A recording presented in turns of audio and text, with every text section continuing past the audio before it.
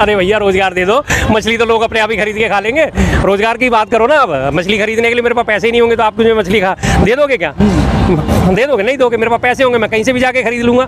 जब आदमी के पास रोजगार होता है वो हर चीज़ खरीदने की हिम्मत रखता है। एक बड़ी पुरानी बहुत छोटी सी कहानी है। एक बेटा बाप से कहता है, पापा पापा मुझे ऊँट खरीदना है। क्या? अच्छा बेटा कितने का? 1 लाख रुपए का। नहीं बेटा ये तो बहुत महंगा है, मेरे पास पैसे नहीं है। बाप थोड़े दिन बाद अमीर हो जाता है। बेटा फिर दोबारा जिद करता है, पापा पापा ऊँट खरीदना है। ऊँट वाले से पूछता है, बेटा ऊँट कितने का? ये 1.25 लाख का। अरे दे फटाफट। कह रहा पापा तब तो आप 1 लाख का था, तब तो आप महंगा बता रहे थे, आज 1.25 लाख का है तो आप सस्ता बता रहे हो। कह रहा बेटा तब मेरे पास पैसे नहीं थे, आज मेरे पास पैसे की कमी नहीं है, तो मुझे तो 1.25 लाख भी सस्ता लगेगा। तो वही वाली बात है कि आप उन्हें 4 गुना मछली खिलाने की बात कर रहे हो, तो मछली खिला दो आप उन्हें। उनके पास रोजगार होगा, वो अपने आप मछली खरीद के खा लेंगे।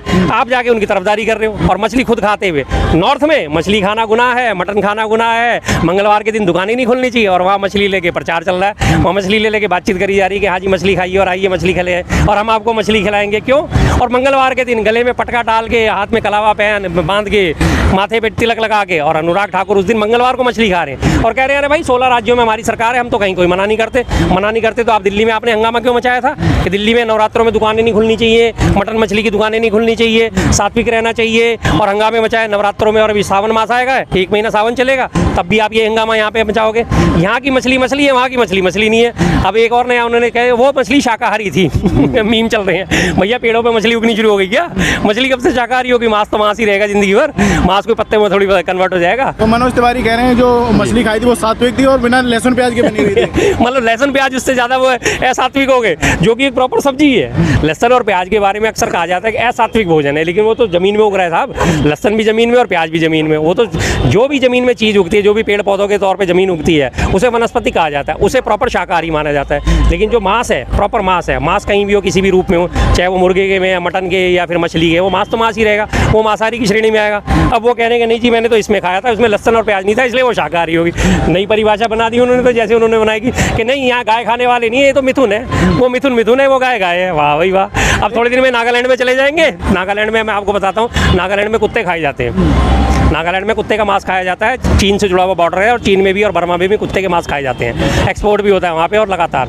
तो अगर ये थोड़े दिन में नागालैंड में चुनाव होकर वहाँ जाके अगर कुत्ता खाना भी शुरू कर देना, तो इनका कोई सानी नहीं है, इनका कोई भरोसा नहीं है कि वहाँ जाके कुत्ता तो सात्विक होता है, कुत्ता खाया जा सकता है, कुछ नहीं भरोसा नहीं है, कुत्ता भी खा सकते हैं। वो बड़ा पुराना है ना, वो मेरे मन को भाया तो मैं कुत्ता काट के खाया, वो कौन सा विलन था किसी फिल्म का। तो वो हालत इनकी होने वाली है। बीजेपी की महोबा, यूपी महोबा से महिला का वीडियो वायरल हो रहा है, जो बीजेपी की कार्यकर्ता थी, वो कह रही हैं कि हमें जो बीजेपी के जिलाध्यक्ष हैं उन्होंने ये कहा कि हमारे साथ सोलो तो हम आपको टिकट दिलवा देंगे। बिल्कुल बिल्कुल, ये बीजेपी का चाल चरित्र और चेहरा बताता है। उन्होंने बकायदा जिलाध्यक्ष ने बात बोली है कि हाँ मैं आपकी बात नहीं, कि समझ लो मैडम, समझ लो मैं क्या कहना चाह रहा हूँ कि नहीं मुझे इशारों में बात करना नहीं आता, आप सीधा स्पष्ट कि आप आ जाओ तो मैं आपको जो है पोस्ट दे दूंगा। तो कितने छोटे लेवल से लेकर कितने बड़े लेवल तक, जो आप मुझे सुब्रमण्यम स्वामी जी का इंटरव्यू याद आ रहा है कि बीजेपी में अगर आपको मंत्री बनाना है या कुछ बनाना है तो जाहिर सी बात है संबंध बनाने पड़ेंगे। और ये बात कई बार सामने आ चुकी है। बीजेपी में महिलाओं की कोई इज्जत नहीं है, किसी भी किस्म से इज्जत नहीं है। बीजेपी में महिलाओं को शोषण करा जाता है, लगातार उन्हें शोषण करा जाता है बीजेपी का, आर्थिक रूप से भी शारीरिक रूप से भी।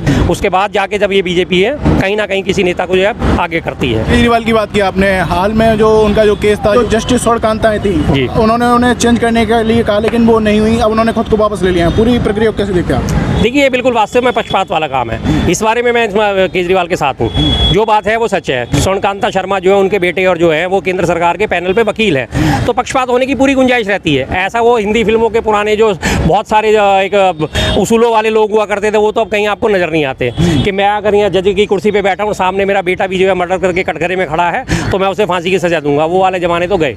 आज जो देखते हैं मेरा बेटा सामने खड़ा है, घर में उन्होंने मिलना है, केस स्टडी करनी है, आपस में बातचीत भी होती है।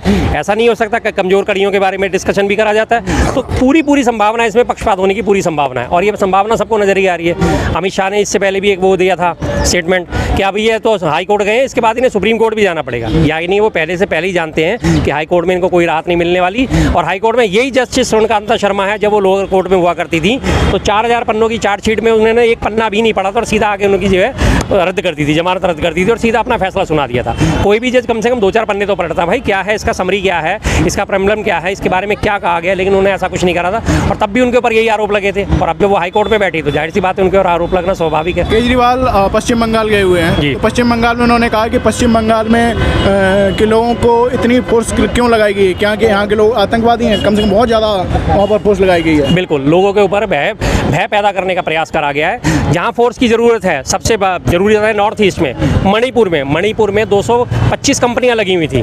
225 कंपनियां सीआरपीएफ की लगी हुई थी जो वहाँ पे मणिपुर में कंट्रोल करने लगी थी। उस 225 कंपनियों में से 85 कंपनियां मणिपुर से ही हटा के कलकत्ता भेजी गई हैं। एक कंपनी में करीब 100 लोग होते हैं, यानी 8,500 कर्मी जो है वहाँ पे भेजे गए हैं कलकत्ता में। किसी दूसरे राज्य से भी भेज सकते थे, लेकिन मणिपुर जहाँ सुरक्षा की सबसे ज़्यादा जरूरत है वहाँ सुरक्षा कम करी जा रही है। और अभी आपने देखा मणिपुर में रॉकेट लॉन्चर तक से हमले हो रहे हैं। कितना भयंकर वहाँ पे गृह युद्ध छिड़ चुका है कुकी मैती समुदाय में और सुरक्षा बलों में और आम नागरिकों में, लेकिन वहाँ पे कोई चिंता नहीं कर रहे। उन्हें बंगाल की चिंता है, क्योंकि बंगाल में चुनाव लड़ना है उन्हें, और बंगाल में बीजेपी चुनाव जीतना चाहती है।